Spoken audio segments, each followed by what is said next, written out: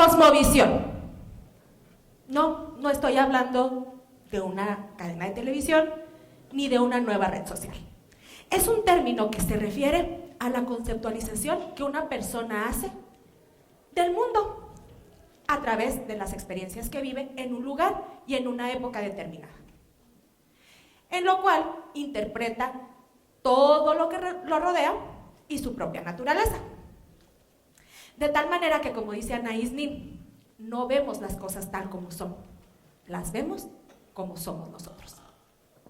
Mi cambio de cosmovisión inició hace 10 años, cuando se me asignó una plaza docente en una comunidad alejada de la Sierra Tarahumara.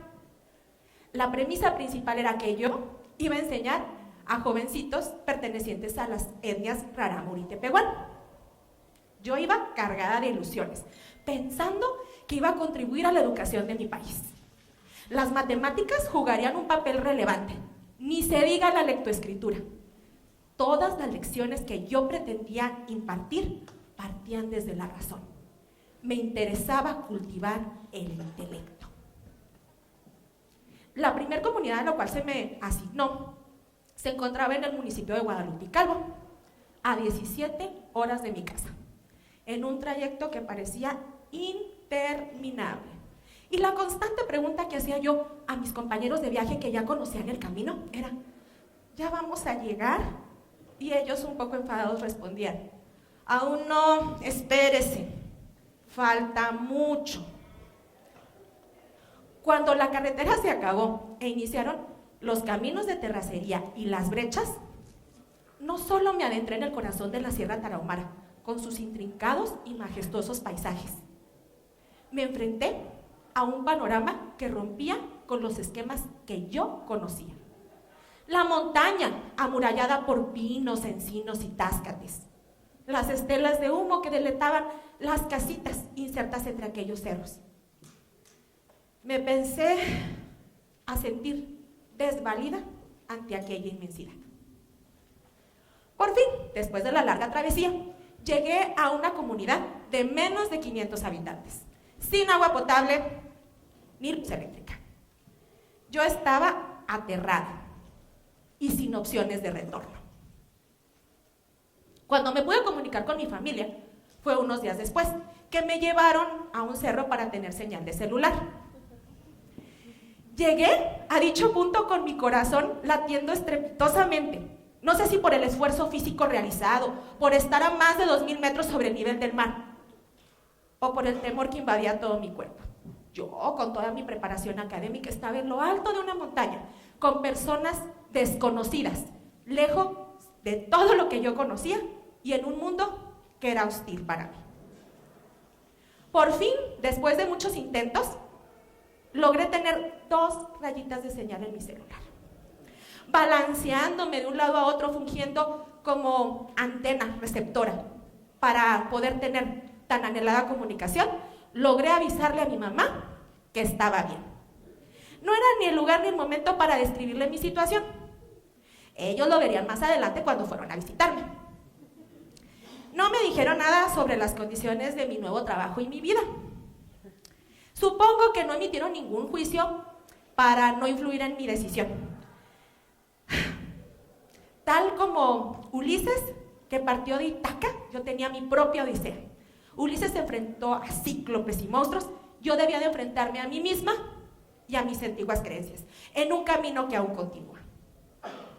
Despedí a mi familia y mientras la camioneta se iba alejando, yo tenía muchas ganas de llorar.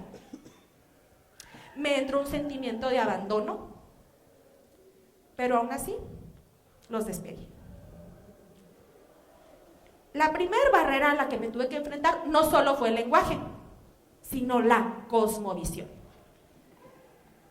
La interpretación del universo. Su universo me abrumaba. Parecía que había entrado a una especie de universo paralelo, en donde el tiempo se había detenido. Yo venía del inmediatismo, de las telecomunicaciones, donde un minuto es demasiado tiempo. Si a eso le agregamos que nací bajo el signo de Aries, que según dice el horóscopo es ansioso e impaciente, bueno, yo soy un Aries en toda la extensión, aunque no se vale responsabilizar a los astros. Otro punto en mi proceso de adaptación fue entender el orden natural. La semilla que germina, la planta que florece. El fruto que al madurar es benéfico y nutritivo, sin violentar, apresurar o adelantar los periodos. ¿Cuántas veces no comprendemos el tiempo de los procesos? Aún así, como actividad académica tuvimos un pequeño huerto escolar.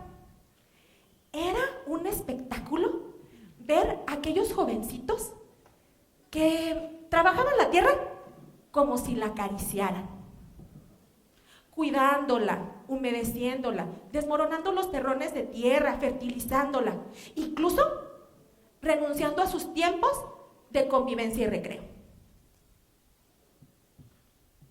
La cuidaban con tanta paciencia, amor y cuidado que para mi sorpresa, esos cultivos brotaban más rápido. Muchas veces olvidamos y queremos acelerar todo. Y tenemos que respetar ese orden, dejar que la semilla germine y una vez que germinó, protegerla de las plagas y de la maleza. Puede decirse que en este cambio de mi cosmovisión, yo siempre tan apresurada, tan ansiosa, no comprendía que la paciencia es una virtud esencial. En la dimensión que me encontraba, el tiempo se había detenido.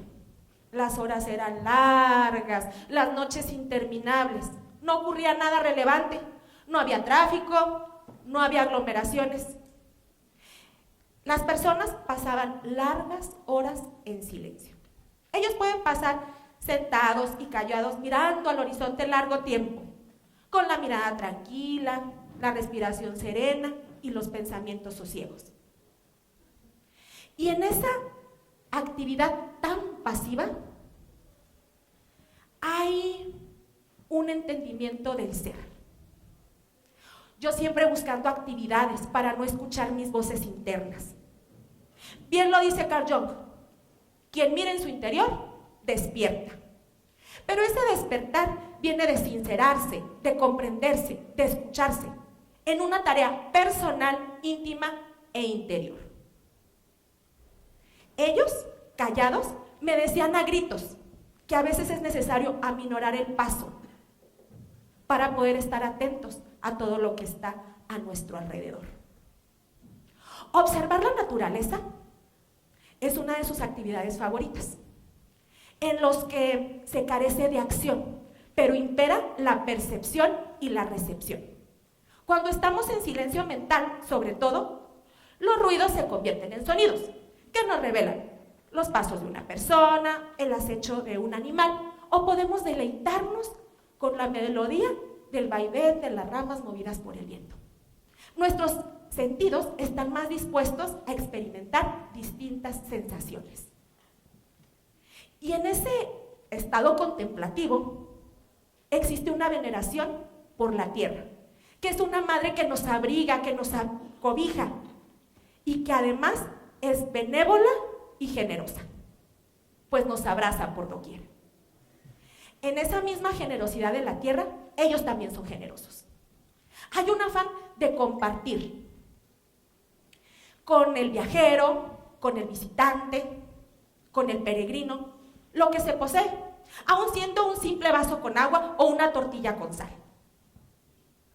Ellos lo hacen de corazón. Incluso tienen una palabra bastante curiosa que se dice franquear, y entonces es común escuchar cuando uno va de visita a las casas. Franqueale un café a la maestra. Disculpe, no tenemos azúcar, es que está muy cara. El café se bebe y se aprecia. Pero más que el café, hay un gesto de consideración hacia el otro, de ofrecer lo que se tiene, sin egoísmo, con consideración. Y siempre consciente de que el otro está dispuesto a recibirlo. Julia, nuestra cocinera, en un comedor escolar, al ver que el equipamiento de este era bastante precario, buscaba entre las cosas que tenía en su casa alguna bandeja o un cuchillo que nos pudiese servir. Ella, que tenía tan poco y que carecía de tanto, no se sentía limitada para ofrecernos su ayuda. Es así que la generosidad no consiste en lo que se tenga, sino en brindar desde el corazón. En mayo de 2011 aproximadamente, llegó a mi comunidad y se me dobló un pie. Fue un esguince de 3er grado, la comunidad no tenía doctor, por lo tanto pasaron 48 horas hasta que yo recibí la atención médica oportuna. Obviamente experimenté un dolor físico muy fuerte. Pero más que el dolor físico, fue aquella resistencia que yo tenía a situaciones que me desbordaran, en donde la fe juega un papel crucial. Yo no podía moverme ni desplazarme, necesitaba ayuda, me sentía muy vulnerable. La situación que yo experimenté no es diferente a la que cualquier otro habitante pudo haber experimentado. La diferencia era que yo no estaba acostumbrada a padecer el dolor. Porque por lo general, cuando sentimos alguna molestia, utilizamos algún fármaco que evada o inhiba. Desgraciadamente esto también lo hacemos cuando tenemos un dolor emocional. Y no digo que eso esté mal, sino que debemos de crear conciencia. Mi grado de conciencia precisamente era muy limitado. Daba por hecho que la vida era como era. Una cama donde dormir, comida caliente sobre mi mesa. Por lo tanto, había en mí un afán de juzgar y criticar lo que tenía, sin apreciarlo. Después de mi primer año de servicio, aprendí a valorar las cosas, por pequeñas o diminutas que fueran. Entonces empecé a disfrutar mi huevo estrellado en la mañana, una ducha en la regadera, situaciones que parecieran triviales, pero no para todos. Vivir disfrutando las pequeñas cosas, por diminutas o insignificantes que parezcan, es una virtud esencial. Bueno, aparte de todo esto, debo de decir que aprendí que mis pies eran un vehículo, increíble. Los rarámuris se les conoce como pies ligeros, pero más que su capacidad por desplazarse entre las veredas, los pinos y los montes, ellos viajan ligeros de equipaje mental. Ellos van de cerro en cerro, así como nosotros vamos en la vida de reto en reto, de oportunidad en oportunidad. Sin embargo, ellos en su vida lo único que buscan es llevar lo esencial. Si un día van caminando por el bosque, llega la noche, buscan comida en las raíces de las plantas o en las hojas, sin preocuparse, porque solo viven el momento. Entonces yo me puse a pensar cómo transitaba yo por la vida. Bueno, pues yo llevaba mucho exceso de equipaje. Había en mi interior muchas creencias erróneas, impuestas por el consumismo y la mercadotecnia. Algunas veces logro darme cuenta de ello, otras veces no.